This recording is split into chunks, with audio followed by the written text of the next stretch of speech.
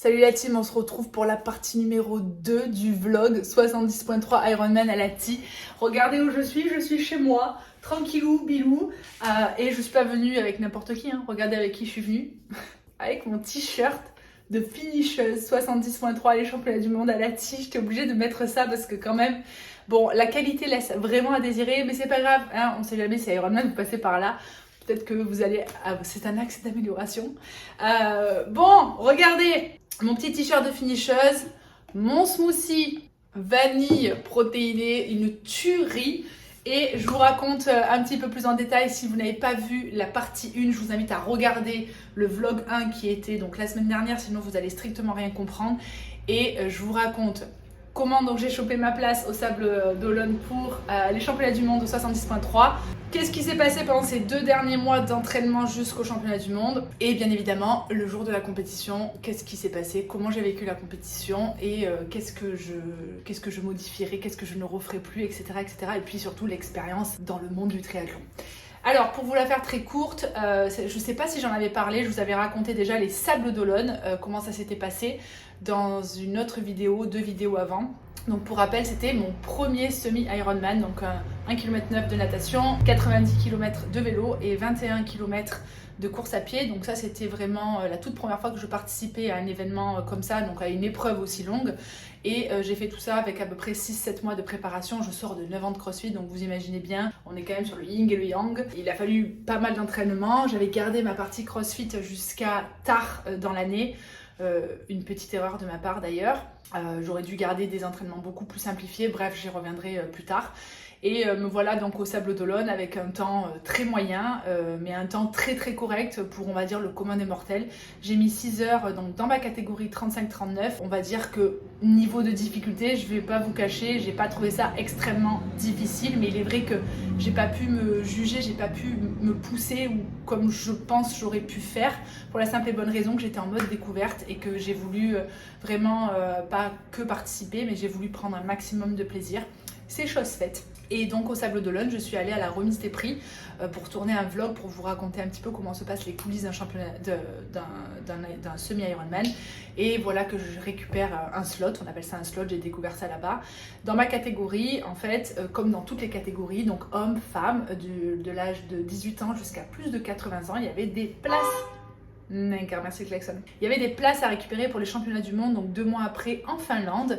Et il s'avère que lorsque ma catégorie passe, ben en fait tout simplement, je crois qu'il y avait 2 ou 3 places. Et les premières donc, de ma catégorie avaient déjà leur place, due à une autre qualification dans l'année grâce à d'autres compétitions. Et donc elles ont, on va dire, tout simplement passé leur tour. Donc ça c'est la première chose. Et donc c'est venu jusqu'à moi. À ce moment-là, moi je finis 16e de ma catégorie. Vous imaginez bien, il y avait genre 2-3 places. Donc comment ça se fait que ça vient jusqu'à moi? Ben, pour la simple et bonne raison que les filles, plein de personnes en fait ne sont absolument pas au courant de ce système-là. Donc il y avait plein de filles qui n'étaient pas là présentes au niveau de la remise des prix. Et ben, c'est remonté jusqu'à moi. Faut aussi bien préciser que les championnats du monde, ça a un coût. Oui, c'est cher. Alors, il y a beaucoup de critiques autour de ça. Ça reste du business. Évidemment, moi, j'ai mon avis. Mais ce qui est sûr, c'est que quand mon nom est venu sur la table, je ne me voyais pas en tant que compétitrice refuser l'expérience. Donc, je me suis vraiment dit, bah, vas-y pour le kiff. Parce que même si tu n'as pas le niveau, bah, en tout cas, tu n'as pas volé ta place. Et voilà. Donc, écoutez, je débarque... avec mon ticket qui est par là, au championnat du monde d'un 70.3 pour voilà, ma toute première expérience, hein, soyons très honnêtes. Et à ce moment-là, il me reste que 2 mois pour me préparer. Je ne peux pas évidemment m'inventer un niveau, mais clairement, ce qui est sûr, c'est que j'ai vraiment pris les choses au sérieux. Je sais que c'est quelque chose que beaucoup auraient aimé vivre, donc je pouvais pas non plus prendre ça à la rigolade. Et en même temps, je suis très honnête avec moi-même et j'ai la tête sur les épaules et je sais pertinemment que je n'y vais pas pour faire un podium. J'y vais éventuellement pour pas finir dernière, mais surtout pour kiffer et faire surtout du mieux que je peux. Bref, début août, 3 semaines avant les championnats du monde, je fais une longue sortie en vélo avec mes copines et je me retrouve à avoir un accident de vélo, donc dans la descente du Ventoux, pour les personnes qui connaissent. donc dans la descente de Bédouin. Bref, c'est une histoire assez classique, assez banale. J'ai un accident dans un virage, vitesse rapide, je loupe un virage, bref. Je me retrouve sans grosses séquelles, mais je me retrouve surtout pendant 15 jours à pas pouvoir faire plein de choses, notamment la natation, parce que j'avais des brûlures et des plaies sur tout le corps, donc j'ai pas pu nager pendant 15 jours. Mon point faible. J'ai pas pu pédaler puisque mon vélo était en réparation. Il a fallu à peu près 12-15 jours de réparation. Je passe les détails. Et la course à pied, vu que j'avais mal au dos, je pouvais pas courir. Je me suis donc entraînée chez moi sur mon bike erg et sur mon watt bike dans ma petite salle de sport. Et j'ai fait ce que j'ai pu. J'ai donc sauvé les meubles. Mais bon, voilà, on va dire que grosso modo, le foncier était déjà là. Je m'étais déjà préparée, on va dire, ces derniers mois. J'ai eu 15 jours qu'on sautait. C'est pas grave. On revient du coup sur la compétition. Me voilà quand même au départ de la TI. Donc j'arrive à la TI, tout se passe bien. Vous avez vu le vlog 1. Je vais parler de mon expérience personnelle en tant qu'athlète. J'ai pas vécu la course comme j'aurais aimé la vivre. J'arrive là-bas vraiment hyper motivée. J'arrive là-bas hyper en forme, je suis pas du tout sur un cycle qui me dérange, donc ça c'est pour les filles. Je sais que je suis à 10-15 jours de mes règles et concrètement je me dis normalement je suis en super forme, je me connais, je me dis waouh, good shape, bonne énergie, j'étais motivée, j'étais en forme, j'avais pas de pépins particuliers. Et bref, donc en fait la veille de la compétition, même 2 jours avant, je commence à avoir mes règles. Ouais, je sais c'est pas glamour, mais je commence à avoir un déclenchement de règles, je sais pas ce qui se passe et je me retrouve à gérer ça pendant 2 jours. Donc je me dis ouais super, génial, on adore, un petit peu de rétention d'eau, de la fatigue, des saignements, voilà, je vous passe les détails. Bref, je fais avec, j'ai l'habitude de faire des compétitions avec mes cycles. Et en fait le jour arrive et en fait je sens que je suis pas en forme en fait. Et c'est pas par rapport à mon cycle, je sens bien qu'il y a quelque chose qui va pas, mais je me dis, pardon c'est ma mouche qui chope les mouches, mais je me dis ça va aller, tu vas t'activer. J'étais pas stressée, j'étais même beaucoup plus stressée au Sables d'Olonne qu'à la TI. Mais voilà, c'est des choses qui arrivent quoi, j'étais pas en forme tout simplement. Bref, me voilà donc le jour J, on est sur un départ à 8h dans l'eau à peu près, donc rien de particulier, je me lève vers 5h, 5h30 du matin, petit déj normal. Je sens que ce que je mange, c'est assez basique, je change rien à ma nutrition, je me déverrouille, je fais mes étirements, je sens que mon dos est bloqué, je sens que j'ai un problème au niveau du diaphragme, en fait j'ai du mal à respirer. Alors est-ce que c'est le stress, pas le stress, j'en sais rien, mais je sens que ça tire depuis quelques jours en fait au niveau du diaphragme et je cherche ma respiration, bref.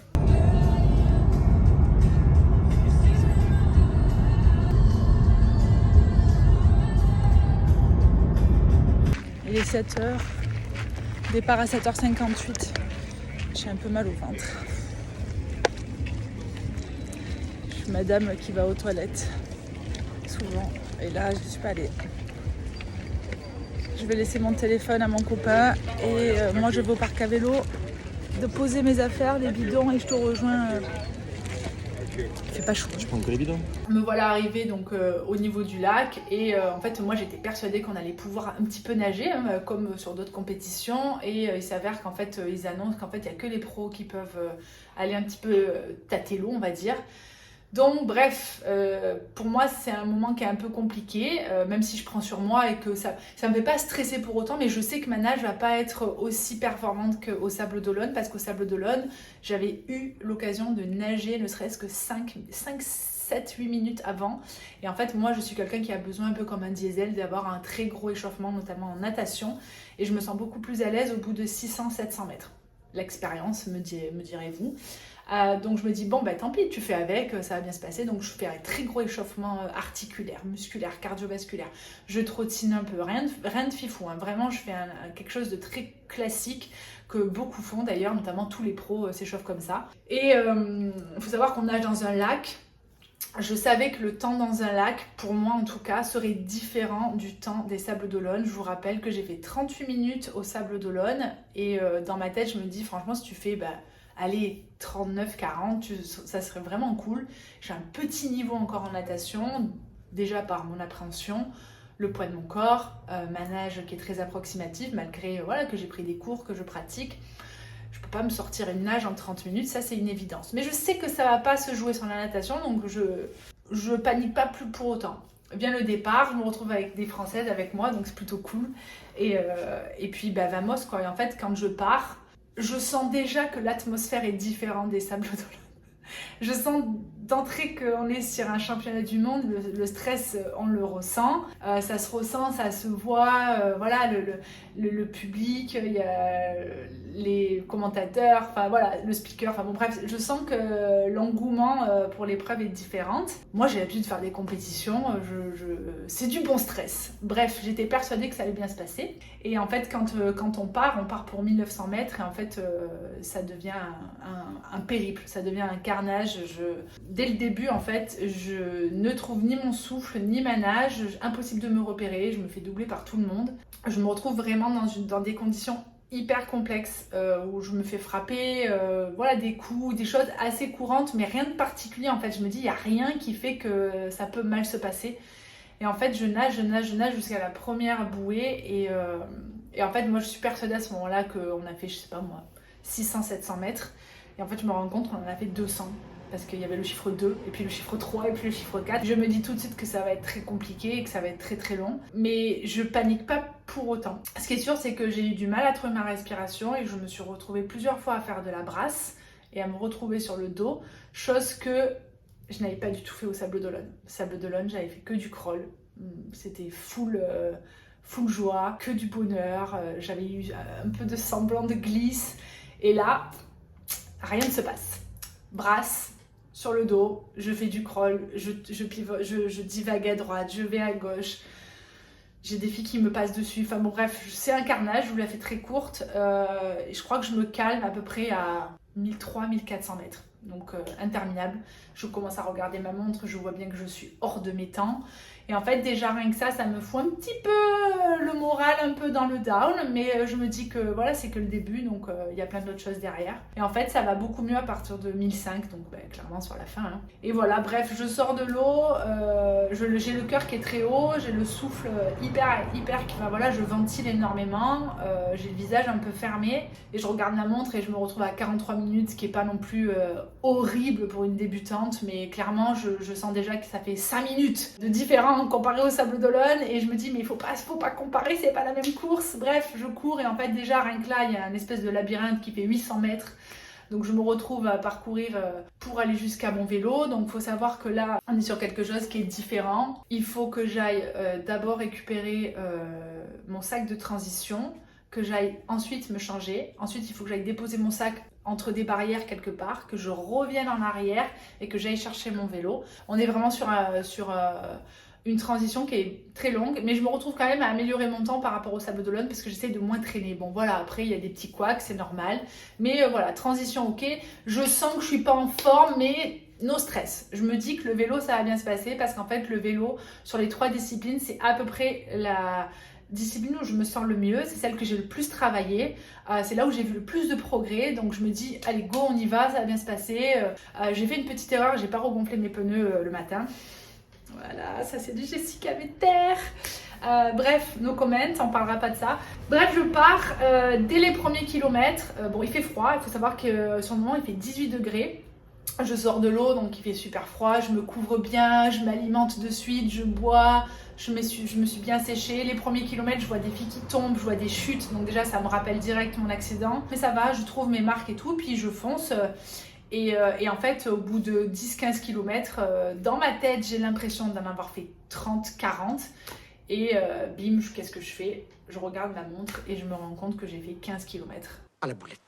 Je le vois sur mon compteur et là je me dis non ça va pas en fait, ça va pas parce que j'étais pas là, j'étais à côté de mes pompes en fait, j'avais pas de jambes, j'avais pas de jus, j'avais pas de nerveux et surtout je commence à trouver le temps long et en fait ça c'est quelque chose qui m'était pas arrivé au Sables d'Olonne, donc voilà encore une expérience hyper intéressante et en fait ces 90 km vont s'avérer la pire épreuve des 3 parce que c'est long. Je me retrouve sur un terrain qui est très vallonné, donc on est sur du 600-700 D+. Alors évidemment pour les cyclistes ils vont me dire c'est pas grand chose. On est sur un environnement, voilà, c'est en Finlande, il fait froid, il y a du vent qu'on ne voit pas en fait, mais on se prend le vent de face tout le long. Et le vallonné, moi j'en avais jamais fait. J'avais fait des cols, j'avais fait des micro-plats. Les Sables d'Olonne, on m'avait dit qu'on était sur du 200, 300 de D+.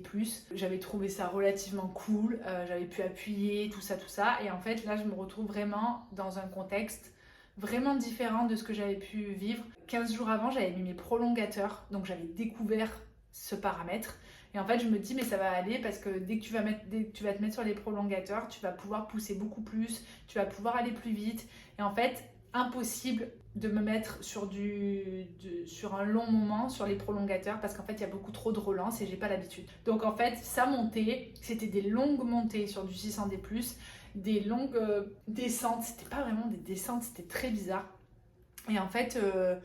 je me retrouve sans force et en fait dans ma tête j'arrête pas de me poser la question tes pneus en fait ils sont sous-gonflés ou pourquoi t'arrives pas à pousser. Je me pose pas la question il y a du vent ou je me dis pas le vallonné est beaucoup plus difficile qu'au Sable d'Olonne. Je me dis juste que je suis pas en forme et en fait j'ai mon mental qui me joue des tours pendant toute la course où je me dis c'est quand que ça se termine. Et franchement je m'en veux parce que je me dis t'es au championnat du monde et tu penses à ça. J'ai même pas été capable d'apprécier la course. Ça m'a fait beaucoup de peine. J'ai passé mon temps à regarder toutes les filles qui me dépassaient. Et en fait, au bout d'un moment, tu te dis, de toute manière, qu'est-ce que tu veux faire de plus? Tu es là sur ton vélo, tu es au max. Et en fait, je pousse. Et je vois bien que mon max, c'est du 35-36 km. Sur du plat, je pensais faire beaucoup plus. Quand je dis du plat, ça peut être du plat descendant. Et j'arrive pas à pousser et je vois que les filles à côté de moi, clairement on est sur du 40-45. Tout le monde est sur les prolongateurs, toutes les filles, je vous rappelle que j'étais sur la course du samedi, c'était que les filles, le dimanche c'est les hommes. Et je vois que même les plus âgés me dépassent. Je vois les jeunes qui arrivent, les catés d'après qui étaient les plus jeunes me dépassent, elles me rattrapent, flash éclair. Bref, c'est une partie longue en fait et dans ma tête je m'étais dit tu vas mettre 2h55. Je voulais faire du 31-32 km/h et je me retrouve à 30 km/h. Donc le même niveau que les Sables d'Olonne. Donc mine de rien, en fait, j'ai fait une amélioration. Les sables, j'étais sur du 29,5 et là je me retrouve sur du 30 km/h. Donc il y a une amélioration, mais le parcours, lui, était beaucoup plus conséquent en termes de difficulté. Il n'y avait pas de gros virages, des grosses descentes, des choses comme ça, mais j'ai trouvé le parcours relativement difficile.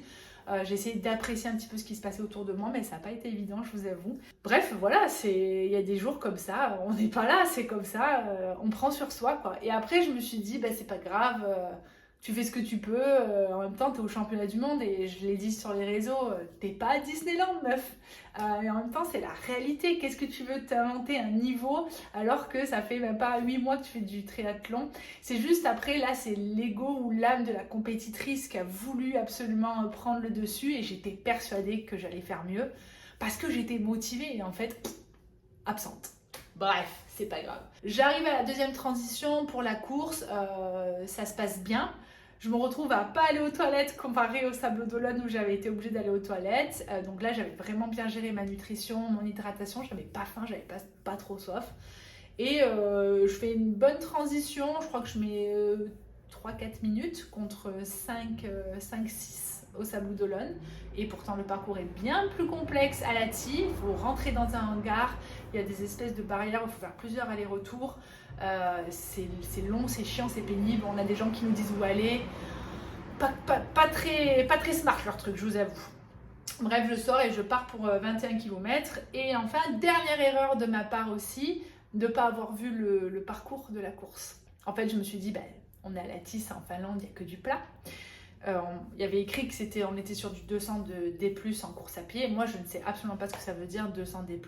Je me dis que je vais avoir des petits cols, une ou deux, ou je sais pas, des marches, j'en sais rien. Et en fait, je pars et je me dis, mais la course, tu vas quand même l'améliorer parce qu'au Sable d'Olonne, tu t'étais arrêté aux toilettes, t'avais marché, t'avais râlé, t'avais ralenti. Donc moi, j'étais hyper confiante. Ma cheville allait mieux, j'ai une tendinite, donc mais je me dis que ça va mieux. Et en fait, au moment où je pars, dès les premiers mètres, un col, une côte de 4 km. Et moi, j'ai jamais couru en côte. Voilà, ça m'apprendra encore une expérience. Et en fait, je me retrouve face à un mur, quoi. Je me dis, mais attends, c'est pas possible. Donc, je cours le premier kilomètre. En fait, je me rends compte que ça fait que monter. Mais je me dis, mais c'est pas possible. Ça fait pas que monter. Deuxième kilomètre, ça continue de monter. Bref, ça fait que monter. Et en fait, redown, quoi. Donc, comme la natation, comme le vélo, je suis pas là quoi. Je suis pas là, j'ai pas de jambes, j'ai pas de souffle.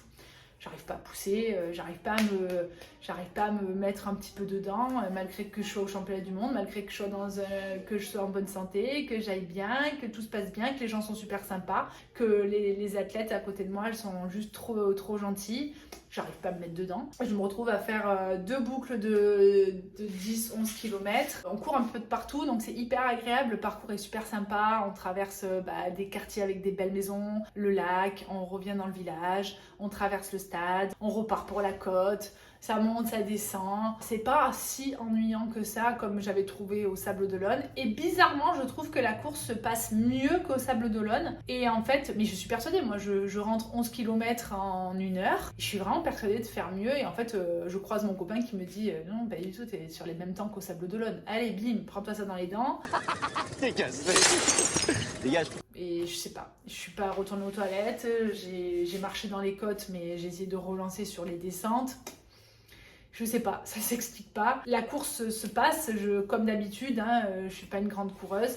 Moi, passer 12, 13, 14 km, c'est chiant. Voilà, en fait, c'est pas difficile parce que c'est juste de la course. En plus, je suis pas en forte allure. Mais en fait, c'est chiant, je m'ennuie. Je trouve le temps long, je me sens lourde, voilà, j'ai pas soif, j'ai pas faim, franchement, je m'arrête à 2-3 ravitaux, une gorgée en courant, je rattrape, ouais, bon, voilà, chez mes parents, c'est trop cool, j'ai mon copain aussi dans une autre partie, j'ai Gégé qui se met à un poste, ma mère à un autre, Lionel à un autre, en fait, ça se passe bien, mais je performe pas, quoi, je regarde ma montre, je suis à 150, ça monte pas. Dernier kilomètre, très long, très long, comme d'habitude, le dernier kilomètre est très long, en plus, ils vous mettent une montée comme ça, mais genre comme ça, où après ça redescend, en fait ça monte droit et ça redescend par des escaliers ou droit, je sais plus, et après ça remonte, ça redescend, bref c'est insupportable, la montée, la descente, là tout ça c'était insupportable. Et bref, écoutez, j'arrive et en fait je me retrouve à avoir des larmes exactement comme au Sable d'Olonne, sauf à la différence c'est qu'au Sable d'Olonne j'ai eu des larmes de joie et que là j'ai eu des larmes de soulagement. J'ai eu des larmes de soulagement parce qu'en fait j'en avais marre, j'ai passé 5h57, j'ai fait mieux qu'au Sable d'Olonne j'avais fait 6h01, 6h00, 58 secondes, quelque chose comme ça, et là je fais 5h57. Donc j'améliore mon temps malgré tout, mais en fait je pleure vraiment, mais je sens les angoisses sortir, quoi. Je sens les émotions négatives sortir et je me dis, c'est fini quoi. Ça fait 6 heures que ton cerveau te dit d'arrêter, de pas continuer, de rebrousser chemin, de marcher, de t'arrêter, pas d'abandonner, mais d'arrêter en fait parce qu'il n'y a aucun plaisir. Il y a le mental qui est vraiment pas là. Au final, je me dis que comparé au Sable d'Olonne, même s'il ne faut pas comparer une course, en fait j'ai beaucoup plus subi psychologiquement à l'ATI. Et physiquement, j'ai trouvé que l'ATI était beaucoup plus dur, mais pourtant j'ai eu beaucoup moins de courbatures. Donc je pense que le corps a une mémoire. J'avais eu beaucoup plus de courbatures au Sable d'Olonne, qui était un parcours relativement plus simple. Et je sais pas, ça s'explique pas. Et la finalité, on va mettre quand même un point d'honneur. Ça a été très compliqué de partager ça sur les réseaux parce qu'il y a beaucoup de gens qui m'ont demandé voilà, t'as kiffé, c'était comment les championnats du monde et tout. Et en fait, j'aurais vraiment aimé exploser de joie et dire à tout le monde que je me suis régalée, que c'était incroyable. Et en fait, je suis très honnête, non, c'est pas vrai.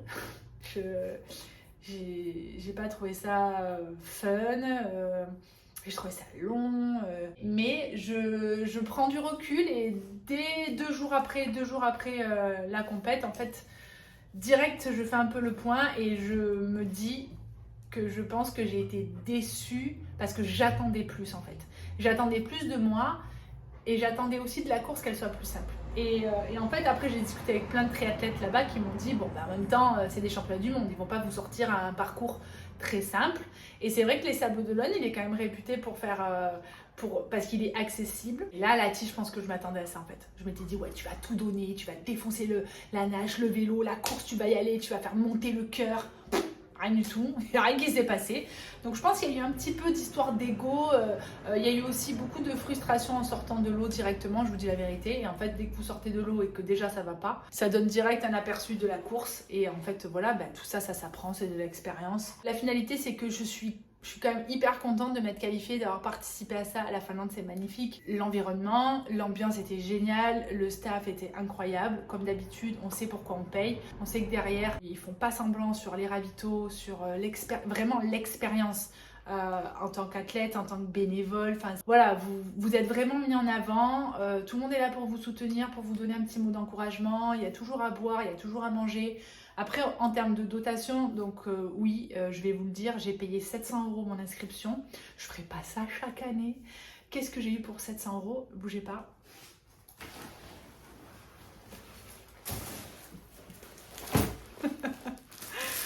Le t-shirt finisher, une fois que la compétition était terminée, la grosse médaille, très très belle. Ceci dit, la médaille, je ne l'ai pas avec moi, je l'ai mis à ma salle de sport. J'ai eu, bougez pas, le gros sac à dos, bim, c'est intense, voilà, on peut porter en gros sac de voyage. Beaucoup plus grand que celui des Sables d'Olonne, je le trouve très sympa. La médaille, le t-shirt et un espèce de grand drapeau donc, où il y a marqué 70.3 World Championship à Lahti avec tous les noms et les prénoms des participants. Alors, oui, il y a des hommes aussi. Et donc ça, pour le coup, je l'afficherai dans ma salle de sport. Voilà, je peux pas dire que c'était nul, c'est pas vrai. Ça m'a vraiment servi de leçon. Ça m'a servi de leçon sur comment préparer un triathlon pour savoir que j'ai pas encore toutes les cordes, clairement. J'ai quand même progressé. Je me suis retrouvée dans des conditions qui étaient différentes des Sables d'Olonne et je pense que c'était très bien. Et c'était très bien que je commence par les Sables d'Olonne qui se sont trop bien passés parce que sinon je ne sais pas si j'aurais accepté d'aller au championnat du monde si ça s'était mal passé au sable. Voilà, les conditions d'une course à une autre, c'est toujours différent. Le lac, la mer, les courants, les marées, les gens autour de nous, le vent, le froid, la pluie, les hommes ont eu la pluie le lendemain. Bref, il y a vraiment beaucoup de paramètres. Les virages, les montées, les descentes, les cols, le plat, le vallonné, les faux plats. Bref, il y a tellement de paramètres. Une course est tellement différente d'une autre. Mais je suis trop fière de l'avoir fait parce que ça m'a permis de bosser mon mental, clairement. Ça faisait longtemps que ça m'avait pas joué des tours comme ça. Et ça m'a donné une espèce de rage parce que je me suis j'ai envie de prendre ma revanche intelligemment, pas à force pas de refaire les championnats du monde parce que ça c'est qu'un détail, pour moi c'était juste une course, c'est pas les championnats du monde, pour moi c'était une course face à moi-même. J'ai quand même amélioré, mais clairement je sais où je peux aller et je sais pertinemment que je peux aller chercher un super temps à mon niveau. Et voilà, et c'est l'objectif. L'objectif, ça va être d'apprendre à apprivoiser tout ça, à apprivoiser l'environnement, la météo, les petits pépins qui peuvent arriver. J'ai eu beaucoup de chance, il m'est rien arrivé là-bas. J'ai pas eu de problème au vélo, j'ai pas eu de problème physique. Voilà, tout s'est bien passé. J'ai eu beaucoup de chance d'avoir ma famille, mon copain. On va quand même finir sur une note positive. Une crossfiteuse qui va au championnat du monde de triathlon. C'est possible, les gars. Que ça plaise ou pas. Ah ouais, je sais, ça déplaît. Il y en a qui sont pas contents. Mais c'est pas grave, c'est pas grave. Je vous invite à essayer d'aller chercher un slot. J'ai hâte de 2024 parce que je me connais, je vais me sortir des challenges encore. Et voilà, tout ça, c'est que du plus, c'est que du boulot qui va arriver. Moi, j'adore me remettre en question. J'adore repartir à zéro. Je dis pas que c'est ma partie préférée, faut pas déconner non plus. Mais voilà, je me dis, waouh, la marge de progression que t'as, c'est fou, c'est trop bien, c'est trop bien. Surtout, tu peux progresser, c'est génial. Et voilà, et je sors de là, j'ai pas de pépins, j'ai pas de courbatures, les gars, j'ai pas de courbatures. Mais ça, c'est un truc de fou. Moi, je revis. Et voilà, et c'est encore un nouveau monde pour moi, et je suis trop contente, et je suis contente de vous le partager. Je suis contente que j'en embarque certains. Il y en a plein qui m'ont écrit, qui m'ont dit qu'ils se lançaient dans le triathlon. Je trouve ça trop cool. Je vous invite à suivre mes aventures sur Instagram. Je vous donnerai beaucoup de conseils, en tout cas mes conseils à moi, qui me correspondent. Ça peut servir, ça peut ne pas servir.